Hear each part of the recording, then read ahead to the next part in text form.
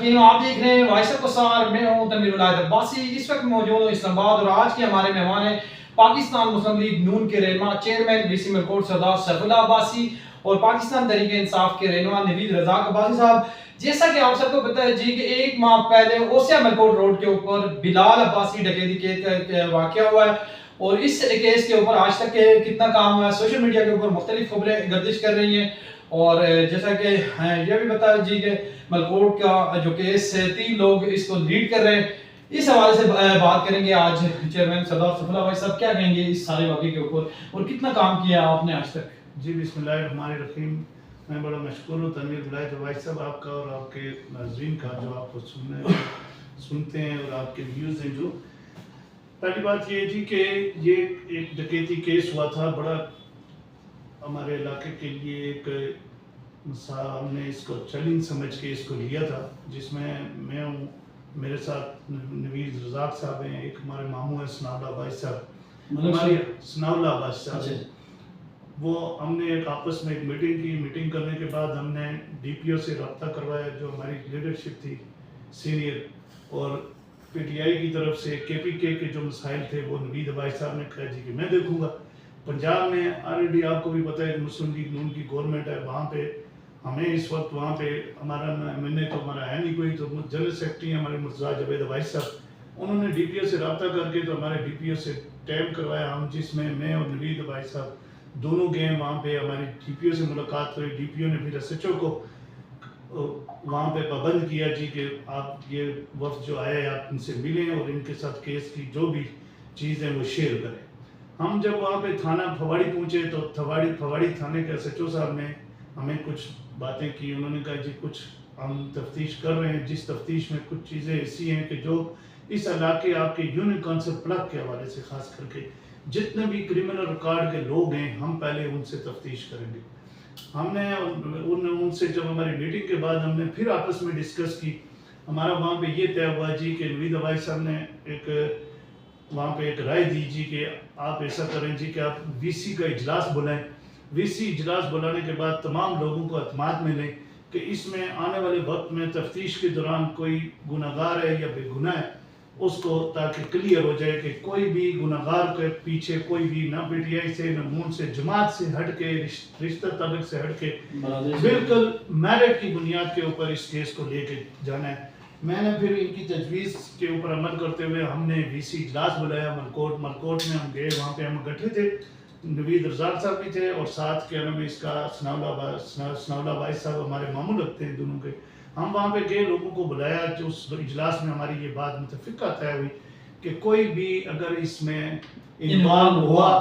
تو کوئی بھی بلا تکلیف بالکل اس میں اتفاق ہوا، اس میں نوید بھائی بھی اپنا بھی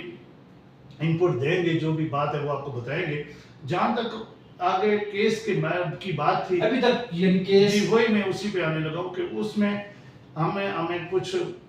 پولیس کی طرف سے کہا گیا کہ یہ کرمنل لوگ آپ کی طرف سے ہمارے پاس ڈیٹا آئے یعنی جوسی کے اندر جی، تو اس میں پہلے انہوں نے ہمیں جو ڈیٹا انہوں نے ہمارے ساتھ شیئر کیا تھا وہ ریالہ کے 3 لوگوں کو کیا تھا، اس میں انہوں نے ہمیں کہا جی کہ ہمیں الفرم کریں جی کہ کیونکہ اس میں کے پی کے پولیس انوالو تھی، تھانہ چھاولہ ہمارا اور چوکی خانش پور تھا۔ میں نے پھر نوید بھائی کو بتایا، نوید بھائی نے ہم اکٹھے گئے یہاں سے تھانے میں، اگر بلکہ ان دنوں ان کی طبیعت بھی خراب تھی مگر پھر بھی یہ ہمارے انہوں نے کورٹ کے لوگوں نے آپ دونوں کو اختیار دیا جی اس کیس کو ہم وہاں پہ جب تھانے پہنچے انہوں نے بتایا جی ہم نے ریالہ میں ریڈ کرنی ہے، خیر ہم وہاں پہ ان کے ساتھ گئے، پھر چوکی میں اوپر تھانہ، وہاں قانونی پروسیس تھا، 2 صوبے کے پی کے صوبہ اور پنجاب صوبہ دونوں کی علیحدہ قوانین ہے، پالیسی ہے، اس میں اس قانون کو فالو کرنا تھا، اس کا پروسیس تھا جو فالو کرنا تھا، جس میں تقریباً 1 ماہ سے زیادہ گزر گیا۔ وہاں سے ایک ملزم کو لیا، انہوں نے وہ ابتباد بند کروایا، وہ ابھی پھر انہوں نے جا کے نہیں اس کیس کے متعلق دیکھیں کے پی کے پولیس کا اس کیس سے کنسرن نہیں تھا، وہاں تفتیش ہونا ہی نہیں تھی، یعنی وہ اپنے کیس کے اندر گرفتار وہ پنجاب پولیس کی ریکویسٹ کے اوپر انہوں نے بندی میں ایک آتا ہے قانون ہے اس پہ رکھا ہوا تھا، انہوں نے اس میں اس کا قانونی پروسیس یہ تھا کہ ہوم سیکرٹری پنجاب، آئی جی پنجاب، ڈی پی او مری، پہلے ڈی پی او پھر آئی جی پھر کیا نام ہے اس کا होम सेक्रेटरी का लेटर होता है, फिर उसके बाद केपी के पास जाना पड़ता है, डीपीओ, फिर आईजी, फिर होम सेक्रेटरी। बहुत लंबा प्रोसेस था। उसमें आपको भी पता है लाहौर और पेशावर कितना फर्क है, फिर पेशावर से प्रोसेस में मरी, बड़ा टाइम लगता है। ये प्रोसेस में लेट हुआ। उसमें कुछ सोशल मीडिया एक्टिविस्ट हैं, उन्होंने बड़ी चीज़ें लिखी हैं, मगर मैंने भी और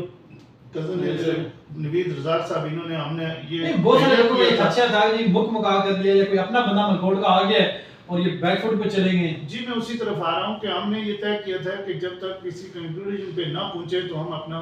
कोई भी रद्द-ए-अमल इस पे नहीं देंगे। ठीक है, लोगों की राय लिखते हैं, लिखने दे, मगर कम से कम ये बात ज़रूर सोचनी चाहिए थी